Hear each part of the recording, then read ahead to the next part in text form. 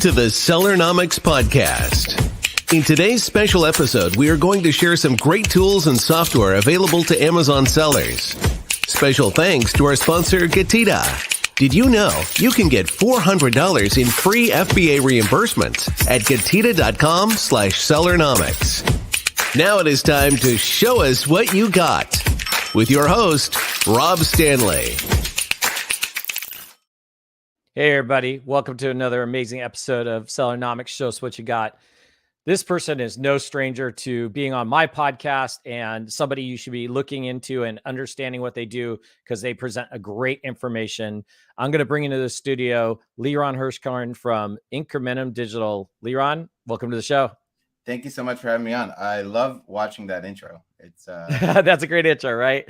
So just give everybody, I'm going to give everybody a quick understanding here what we're going to be talking about today. Today, we're going to be talking about how to achieve higher Amazon conversions with Incrementum Digital's audit, free audit. And Liran, you know, as I always say, it's time to show us what you got. So let's bring up on the screen here the free audit process and walk us through how this works. Great. Thank you so much for having me on. And the point of this is not to just show off what we can do for you, which we can, but it's also to show you what we actually look at when we are doing an audit on an account, so that you too, if you want to run your own audit, or if somebody else is doing an audit on your account, you can have a good framework for what are the things you should look at when you're auditing an account. A lot of this is focused on advertising side, but we also do look at listings, and then I'll show you some of the interesting tools that we're also using, both Amazon tools and third-party tools that we're using to sort of do this audit. We call it a 360 audit because we're kind of looking at the account from multiple viewpoints, using multiple tools, Amazon, outside of Amazon, and trying to get an understanding of what is happening. So this is our audit that we sent to clients. So has a little bit about us as a company. What we usually start off with is a list of all the recommendations that we make. So we don't need to go through this. This will be in the audit, but how we set up the audit at the end of the day is, and how you should think about it too if you're running your own audit, is to create a summary then, right? Because that gives you a checklist to go off of, and then you can decide, can I do this all at once? Do I prioritize? What am I going to do first in relation to the account? And for us, this is also very helpful to our ad team, who will use this audit as the framework of the beginning of the conversation with the client for what we want to attack first in terms of making improvements to the account. And whenever we run an audit, we're usually able to find some things that can be improved. Some accounts better than others. But usually you'll find things, if you go through this process, that you are able to improve. So the first thing we look at, Hey, Liran, yes. Real quick, just so some people may not know what the word tacos means. I mean, yes. Some people might think they're eating tacos. Explain what tacos mean and what that acronym actually means and how it's going to interact in this. Yep.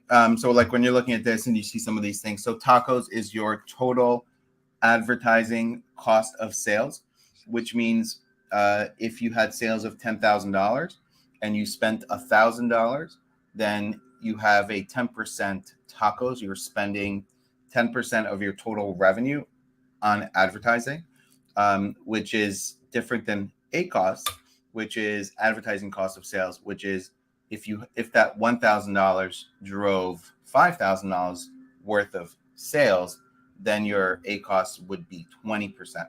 So ACoS looks at spend to advertising to sales that are coming directly from ads, and tacos looks at spend and overall sales. Why do we even care? Why do we even want to look at tacos?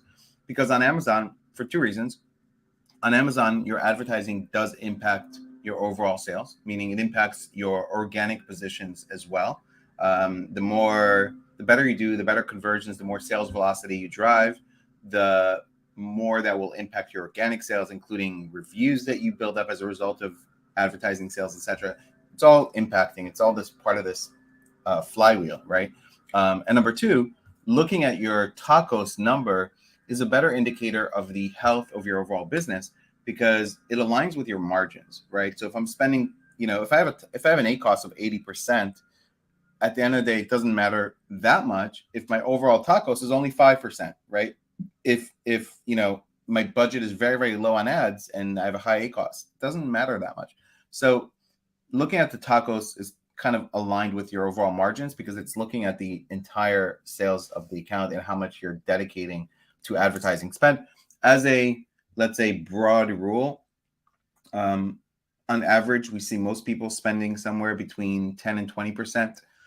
Average is about 13-14% of sales on ads, but that varies widely. We have some clients that are as low as 4 or 5%, especially ones that are on vendor and selling to Amazon. They usually will spend less because they don't get the retail sales, they get wholesale. And then we have some clients that are growing and launching new products and they get very aggressive and they might spend 40-50% of sales. So it ranges, but generally as a rule, 10 to 20%, even up to 25% in some niches, if you have great margins, can be okay. Nice. These are some of the things that we look at. So the first thing we do within a niche is we want to understand the market before we look at, the mistake I see most people making when they have an issue in their account is when I say issue means your sales are down or, something is the expectations of what you think sales should be are not what the reality is. And the first thing we see people do is going into their account. What's the problem? What's the problem with my advertising? What's the problem with my listing? And the reality is it's the wrong way to approach it. You want to approach it top down. You want to approach what's happening in the market, what's happening with my competitors, what's happening with my brand. And the reason is, what if your sales are down, but at the same time, your main keyword that drives most of your sales, the search volume is down on that 20%, and your sales are down an equivalent? Well, it's kind of going to make sense. Maybe there's nothing wrong with your listing, but there's just not as much search volume in your particular niche at this particular time, right? If you're selling winter products in the summer, that's likely going to happen, right? Now, naturally, you probably know that, but the key is you want to start with looking at the market. So one of the first tools that we like to use is this product opportunity explorer from Amazon. We can go into niches, and this is data directly from Amazon. We can see that there's been search volume growth of 129%. We're looking here at the last period, and it gives us various metrics here that we can look at: average price, products. These products represent the products that are getting the top 80% of the clicks in the space. 28 products. We see here the monthly search volume, and we see how it's trending. So in this case, it's actually trending up. Okay, so if your sales have increased, is it necessarily something amazing you did on your listing? Maybe, but more likely is search volume is up in the niche, right? So it's most important to actually look at that. And you can also actually see the search conversion rate. How many people that start, a search actually end up buying? Okay, and you can see how that trends over time. So really important to understand, to look at that, and that's the first thing we want to do. And this is in the trends section of the product opportunity explorer. First thing we look at. Next thing is we want to look at the we can see the search terms in the niche also from the product opportunity explorer, and we're seeing how have these search terms performed in the past 180 days, or quarter over quarter, year over year, etc. What's the click share? Who are the top products? So again, we can see particular search terms, how much search volume they have, and if they're up and down. Okay, so this is much better than, even though we do use all the tools, Helium, Jungle Scout, we're using the tools. But the problem when you're using a tool very often is you'll go search your main keyword and you'll check, okay, is that main keyword up or down search volume? Here we get to see a view of like all the most important keywords in the niche, at least based on what Amazon deems. You have to make sure that's accurate, but we see all the keywords and we generally see everything. And if there's a general sense of everything up or down. Also, in some cases, sometimes search volume moves from one keyword to another because Amazon gives you this auto suggest. and they're influencing how people are searching based on that auto suggest. So if a change is made in the auto suggest, you could look at your main keyword and like search volume was down. We had this happen to a customer. They had a keyword women's sandals, and then Amazon changed the auto suggest from women's sandals to sandals for women, and all the search volume just moved from one keyword to another. So if you just look at that one keyword, you might freak out and say, where did all the search volume go? But if you look at it like this, you can see one keyword may be down in search volume and all that search volume going to another keyword. So really important to look at this. We then look at the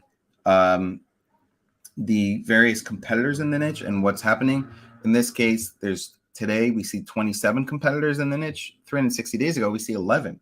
What does that mean? New competitors have come into perhaps new competitors have come into the market, or this represents, again, who's getting like 80% of the click share. So perhaps now it's more distributed, but essentially seems to have gotten more competitive.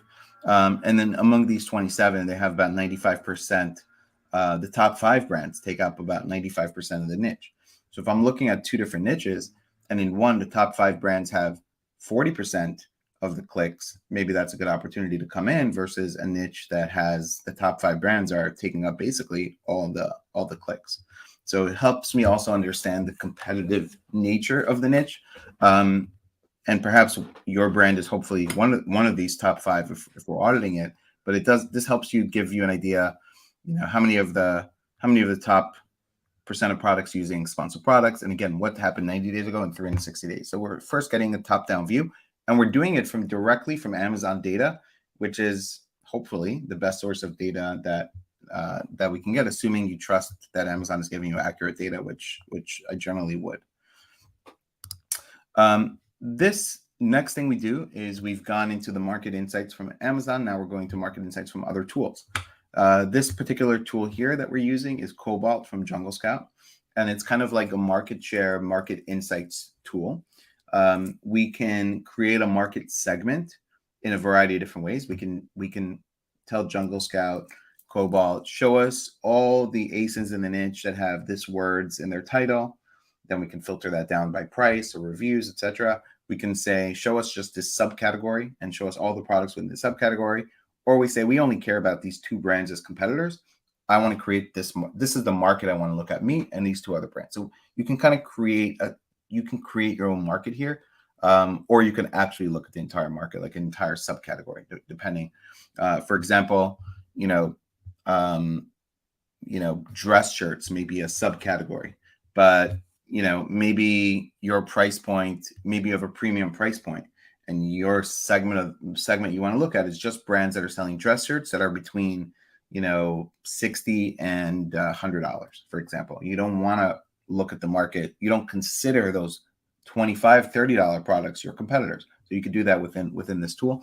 So we try to create a market here, and we can see in this particular niche, we put these notes on our audits. When you do this, the brand that we're looking at here, the brand has 20% market share in the niche. So we see that here. And we also see that over the last year, that's basically doubled. Okay. It's increased 106%. So the brand that we're looking at here has grown their market share, which is good. They've grown their revenue more than the market. The market has grown revenue by 67%, while the brand has grown it by 237%. And they've grown their unit sales also by about 200% versus the niche. So in this case, when we look at this particular, and we're looking at 13 brands here that are in this particular segment, 118 ASINs. We also see average reviews going up and the median, and what happens to the median price point. So again, great tool to understand, because in some cases, let's say your revenue grew by 50%. You're saying, hey, that's great. But the niche grew more than you did. So you're kind of losing ground a little bit, right? So this is a niche that's growing a lot. And we've seen this very often, that a brand revenue and sales are growing, but their market share is decreasing. Okay. So that's a signal that there's some, people are gaining on you, and you want to take action steps around that. So really, really good tool. Let's go to the next slide. Another thing we can look at Jungle Scout is what's happening overall in the market. In this case, we're looking at unit sales and revenue. And again, we see that they've been growing up nicely. We can go back 2 years using this tool. In this case, this is the brand that we're looking at here, and you can just see over time since 21 how its unit sales are kind of outpacing some of the other competitors that we're looking at here. Here they were down. Maybe this is a down period in the niche, or maybe this is out of stock, right? You also have to know the story behind it sometimes. Talked to a brand the other day, and it showed that they lost some market share in the year before, and they said, yeah, there was a big period of time we were out of stock, right? So it doesn't necessarily mean there's a problem, but you have to know the story behind the numbers in terms of what's happening. So it's important to understand that. And again, we can also view it this way by revenue, and we can see here this brand and how it's sort of expanding. Each of these colors represents share of a particular brand. So great tool, not a cheap tool, Cobalt, but we have it and we can use it to run an audit for you. We then want to take a look at your particular brand. We take a snapshot. So we start again market, then we look at competitors, then we look at your brand. So we want to look at your sales trends over the last year, how organic, PPC sales, total sales, what's happening, what's trending. In this case, sales have been pretty stable, with overall increasing. Tacos and ACOS have remained stable as well. We have your ASINs. Obviously, they're crossed out, and we look at the distribution of sales among your ASINs. This is actually not too bad. Sometimes we find one or two products dominate, most of the revenue in an account. In this case, there is kind of a nice split, at least among the top few products. Okay. We also look at the most recent month. So in this case, this account has 47% of sales coming from ads. It's pretty typical to see. I think in today's age, if you're under 50%, it's pretty good of your sales being driven by ads. It's not uncommon for us to see 60% of sales being driven by ads. It's not as healthy, but yeah, overall it costs 39. Tacos is 18. Tacos is, again, a little bit higher than our average, but again, also very dependent on the niche and your margins. If you have higher margins, you're in supplements, you're in beauty, you have higher margins, you can generally afford to have a higher tacos. We're looking at the distribution of spend among in your account. How are you using different ad types? In this case, fairly healthy in terms of like 14% sponsored brands, sponsored displays a little bit low, and then how the sales are being distributed. Here, top 10 search terms by order. So typically here you would see those search terms, and we see what those are, and we also see how they are performing. And we understand if you are where you are compared to other brands. So in this case here, some of these are one. Those could also be branded terms, but some of these are one, and then 2 and 3 could present some opportunity. For example, some of these, again, some of these that are number 2 are high, 67%, but it seems to me like probably the low ones here are branded terms, and this niche in general has a higher ACOS. It's probably, I don't know, I don't remember the exact product here, but it's probably something in like supplements or health and beauty where the ACOS is higher. So it could be 54, that 66% is still okay for you, and you can even go higher. And you're number 2 on this search term compared to others in terms of impressions. So you still can move up. And even in the ones where you're number 1, we see the percentage that you have. So in this case, you have a 12% ACOS, and you are getting 44% of the impressions. You're number 1, but there's still room to move up. We also look at your data for the last 12 months. So in this case, actually, the tacos has improved somewhat from 19%, a little bit better. More recently, 18%. Sales have also increased from where they were last year. This is probably a mid-month number, so it's probably not a full month for March when we did this. But we get a historical view, which is also very important to see how you're trending in terms of your brand. We then go into campaigns. We look at performance based on the parent ASIN, and we look to see the spend, the sales, and we look at tacos not just on your account level, but you want to look at tacos on a product level, because there could be situations, you could point out some products that have very high tacos. In this case, they have very low spend, so it's not really that critical. But in this case, you have 11,000 spent with a 23% tacos. So we want to question: is that because that's a newer product? In that case, it's fine, or is there something here we want to fix and improve? And also, if we do want to make some adjustments, like this is 9,000 and 52% tacos. If it's not a new product launch, maybe we want to move some of that budget to this product that's spending 22,000 at a 12% tacos, and make some improvements in terms of what is the right allocation per product and what are some warning signs that we need to understand. Here we have another report, Sponsored Products Impression Share. We combine it in a pivot table with the performance of those search terms, and also if you are targeting those search terms specifically in sponsored products and headline ads. So some of these search terms could show up because they're coming from a broad match or an auto campaign, but you're not targeting them specifically. So we're looking for opportunities on making sure we're targeting things, exact phrase, and also in sponsored brands. And if it makes sense, if the ACoS is, if the performance is reasonably good. And also sometimes we find opportunities to shift budget from one keyword to another based on better performance from one keyword to another, and the ability to drive more impressions. And we see the rank of your impressions versus competitors here. So this is a really important one, report that we look at.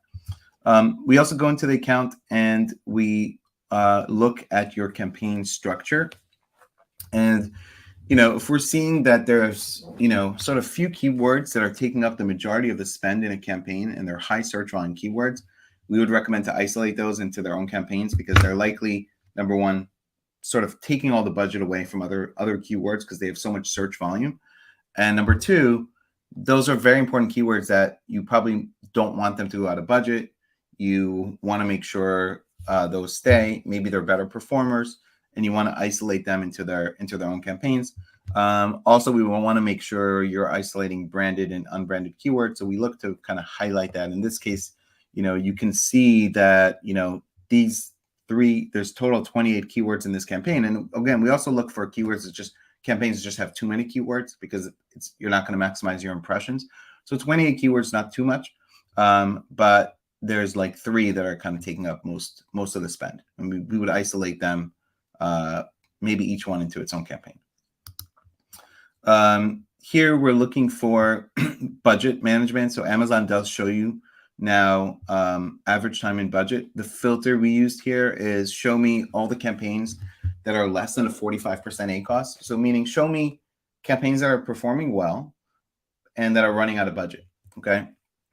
And Amazon actually not only shows you, so in this case, this campaign is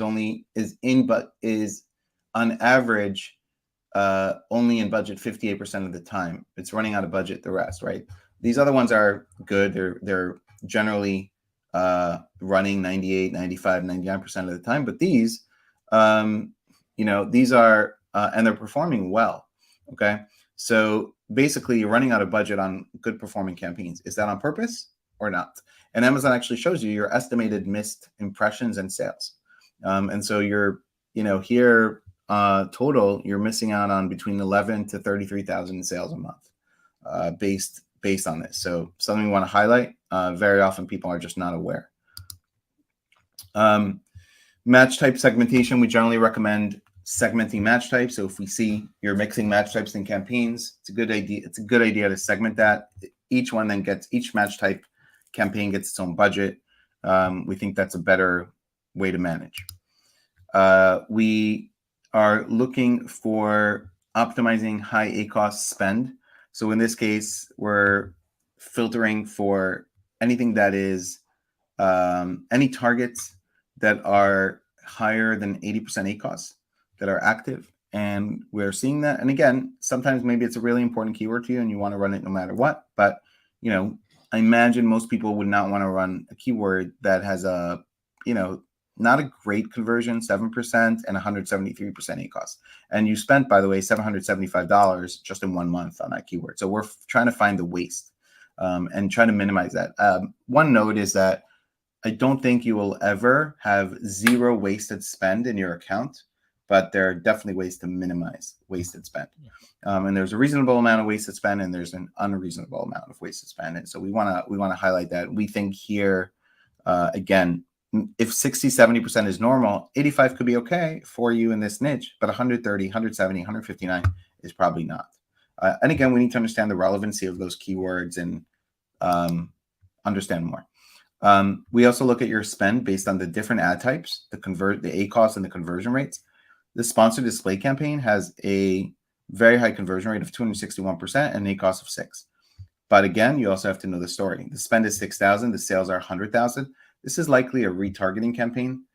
I wouldn't say all those sales are 100% should be attributed there, because sponsored display retargeting is cost per view, and somebody could add your product to cart, go out, scroll past an ad, come back and buy. And we don't know for sure if that ad influenced their purchase or not, because they don't have to click on it for it to get the attribution.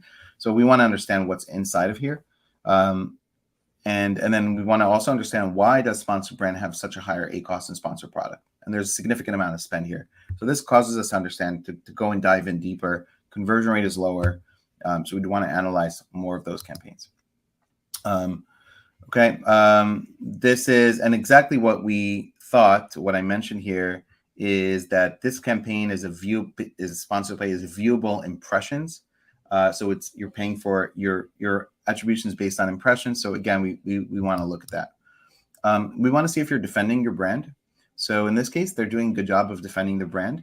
It's basically, are they targeting one ASIN on another one of their ASINs to take up real estate on their own page? In this case, they're doing a good job, both with sponsored product and sponsored display. And then we look for growth opportunities. So this is, we're looking at a listing. We just pull up the Helium 10 kind of listing score just to cover basics here. If they're, things that are low-hanging fruit, it doesn't give us the entire story. But low-hanging fruit, are they maximizing the title count, bullets? Are they using 7 images? Do they have video? In this case, they don't have video. What's the star rating, etc. So this is kind of like just a very basic. Where we go from here is we use Data Dive as well. And we look deeper. In this case, I believe this is the one we're looking at the products. And this listing is appearing for 97% of all the keywords are on page 1, which is good. We look at other data compared to the competitors, review count, etc. Obviously, this is a listing that has 13,000 reviews, so it's a very, very, very strong product.